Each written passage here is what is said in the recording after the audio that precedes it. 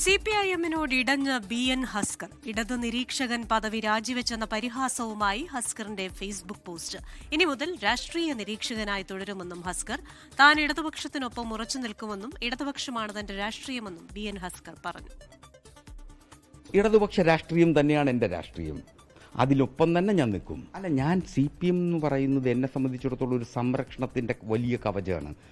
എൻ്റെ രാഷ്ട്രീയ ബോധ്യങ്ങളുടെ ഒരു തുടക്കകാലം മുതലുള്ള ഒരു വലിയ കവചമാണ്. അപ്പോൾ അതിനെ വിട്ട് പുറത്തു പോവുക എന്ന് പറയുന്നത് അതങ്ങനെ ഒരു വലിയ ആത്മസംഘർഷം നൽകുന്ന കൂടി ഒരു പ്രശ്നമാണ്.